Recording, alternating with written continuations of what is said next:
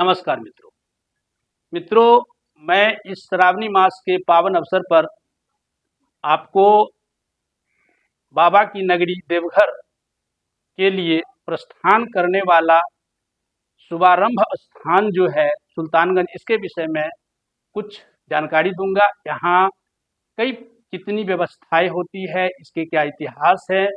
सुल्तानगंज को पूरे विश्व में जाना जाता है।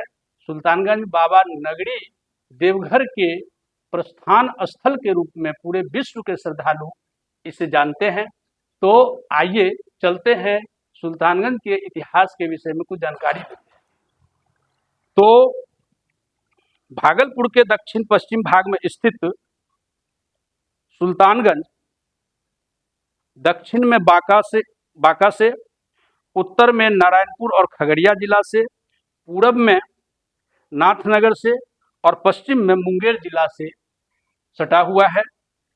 यह स्थान पूरे भारत में प्रसिद्ध है और प्रसिद्धि का एक सबसे बड़ा कारण ये भी है कि सुल्तानगंज ही एक ऐसा स्थान है जहाँ की पवित्र गंगा नदी दक्षिण से चल करके उत्तर की दिशा में प्रवाहित होती है।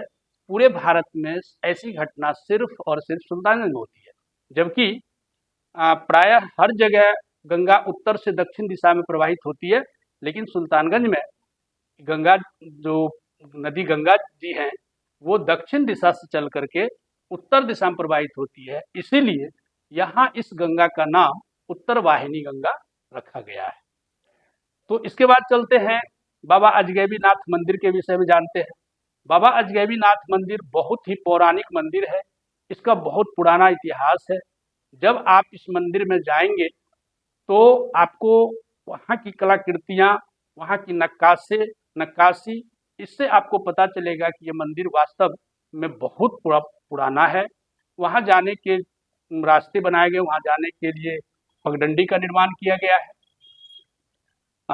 मेला समिति और सरकार के द्वारा इसके लिए व्यवस्था किया गया है ताकि सारे श्रद्धालु बाबा अजगैबीनाथ मंदिर का दर्शन कर सके और वहाँ की जो परंपरा है वहाँ उस मंदिर के प्रति जो श्रद्धा है अपनी श्रद्धा भक्ति व्यक्त कर सके।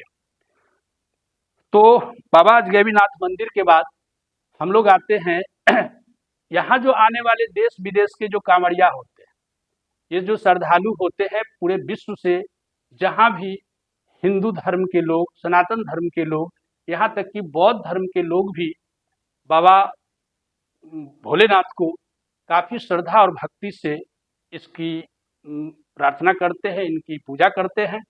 और यहाँ आने वाले विभिन्न प्रकार के श्रद्धालु विभिन्न क्षेत्रों से आते हैं। तो इनके आने के लिए सरकार ने कुछ ऐसी व्यवस्थाएं की है ताकि इन्हें किसी प्रकार की दिक्कत नहीं हो। तो यहाँ आने के लिए ट्रेन मार्ग से जो भी लोग आते हैं विभिन्न जगहों से, तो सुल्तानगंज स्टेशन पर उतर करके फिर यहाँ आते हैं। उसके बाद बस मार्ग जो है, सड़क मार्ग, इससे कई क्षेत्रों से आप आ सकते हैं। तो जैसे कि आप उत्तर दिशा से आते हैं तगवानी घाट होकर के पुनः वो घाट टप करके आप सुल्तानगंज घाट पर पहुँच सकते हैं। अदरवाइज विभिन्न क्षेत्रों से अलग अलग दिशा से सड़क मार्ग की भी व्यवस्था है और रेल मार्ग तो है ही। उसके बाद जो है यहाँ जो ठहरने की व्यवस्था है, आप अगर यहाँ आते हैं तो यहाँ कई प्रकार के होटल्स मिल जाते हैं। हालांकि सरकार और नगर निगम समिति के द्वारा भी ठहरने की व्यवस्था कराते हैं, लेकिन बहुत अधिक मात्रा में श्रद्धालु भक्तगण आते हैं। अभी का जो लगभग जो रेशियो है, अभी जो रिकॉर्ड है, 2.5 लाख कांवड़िया, 2.5 लाख श्रद्धालु प्रतिदिन आ रहे हैं, प्रत्येक सोमवारी में आते हैं। तो इसके लिए रहने और ठहरने की जो व्यवस्था है वो सरकार के द्वारा, नगर निगम समिति के द्वारा तो होता ही है, साथ ही साथ कुछ स्थानीय लोग अपने स्तर से होटल्स का निर्माण करके रखे हुए हैं, जिस होटल में आप मिनिमम 200 रुपया से मैक्सिमम जहां तक आपकी इच्छा है वैसा पैसा दे करके आप यहाँ रुक सकते हैं, यहाँ ठहर सकते हैं। तो इसका जो व्यवस्था है, सारे श्रद्धालु विभिन्न क्षेत्रों से आकर के पहले सुल्तानगंज में स्नान ध्यान करते हैं, अपने आप को पवित्र करते हैं। अब पवित्र करने के बाद तब जा करके वहाँ जलाभिषेक जल उठा करके बाबा देव भोलेनाथ के पास देवघर जाने के लिए यात्रा का शुभारंभ करते हैं। तो यहाँ स्नान की भी शानदार व्यवस्था है। सरकार ने कई प्रकार की व्यवस्थाएं कर रखी है ताकि किसी प्रकार की अनहोनी ना हो, कोई प्रकार की घटना नहीं हो। यहाँ 2 घाट हैं जिसको कि अजगैबी नाथ घाट और नमामि गंगे घाट के नाम से जाना जाता है। ये दोनों घाट में बैरिकेटिंग किया गया है ताकि बैरिकेटिंग के बाहर की जो नदी है काफ़ी गहरी है, तो श्रद्धालुओं से निर्देश दिया जाता है कि आप बैरिकेटिंग के अंदर ही स्नान करें ताकि कोई तरह की घटना ना घटे। जब श्रद्धालु स्नान ध्यान करके अपने आप को पवित्र कर लेते हैं, तब यहाँ यात्रा के शुभारंभ से पहले संकल्प विधि होती है। संकल्प विधि 2 तरह के होते हैं। एक होता है बाबा धाम का संकल्प और एक होता है वासुकी नाथ का संकल्प। तो ये दोनों प्रकार के संकल्प कराए जाते हैं। यहाँ पंडित जी लोग उपलब्ध रहते हैं इस तरह के संकल्प कराने के लिए। और यह संकल्प 11 रुपया, मिनिमम 11 रुपया से मैक्सिमम 11,000 रुपये तक दक्षिणा दे करके इस संकल्प को कराया जा सकता है। और ये संकल्प आप या तो पैदल यात्रा के लिए करा सकते हैं या फिर वाहन यात्रा के लिए करा सकते हैं। जो व्यक्ति जिस प्रकार के संकल्प कराते हैं वो उसी प्रकार से बाबा भोलेनाथ को जलाभिषेक के लिए यात्रा पर निकलते हैं। जिन्होंने भी पैदल यात्रा संकल्प कराया है वो पैदल जाते हैं और जो वाहन यात्रा संकल्प कराते हैं वो वाहन से बाबा भोलेनाथ के देवघर स्थित स्थल पर पहुंचते हैं और वहां जाकर के जलाभिषेक करते हैं।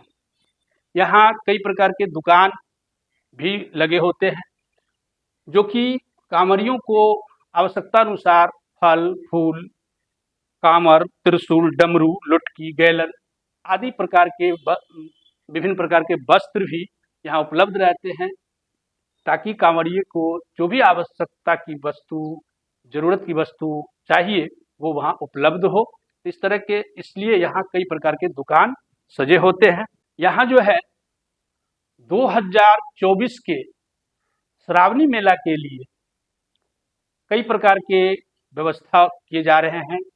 3 बड़े बड़े टेंट का निर्माण किया जा रहा है। ये जर्मन टेक्नोलॉजी से ये टेंट बनाए जा रहे हैं और इसमें जब ये श्रावणी मेला का शुभारंभ हो जाएगा तो देश विदेश के नामी प्रसिद्ध कलाकार यहाँ आते हैं और यहाँ के माहौल को भक्तिमय कर देते हैं। ये सारे कलाकार अपने हुनर, अपने प्रतिभा से पूरे सुल्तानगंज घाट को भक्तिमय कर देते हैं। सारे श्रद्धालु भक्ति में नाचने झूमने लगते हैं। तो इस प्रकार से ये टेंट का निर्माण हो रहा है जहाँ की श्रावणी मेला के शुभारंभ से ही समा बंधेगा और भक्तिमय माहौल का निर्माण हो जाएगा। यहाँ नगर निगम के द्वारा साफ सफाई और शौचालय आदि का भी निर्माण किया गया है ताकि किसी प्रकार से श्रद्धालुओं को कोई दिक्कत नहीं हो। तो इस तरह से आपने इस वीडियो के माध्यम से बाबा की नगरी देवघर जाने वाले जो यात्रा का प्रारंभ स्थल सुल्तानगंज था उसके विषय में एक थोड़ी सी परिचय मैंने कराया। यदि वीडियो आपको अच्छा लगा हो तो आप एक लाइक कर दें और वीडियो को सब्सक्राइब भी कर लें ताकि इस प्रकार के वीडियो आपको लगातार मिलता रहे।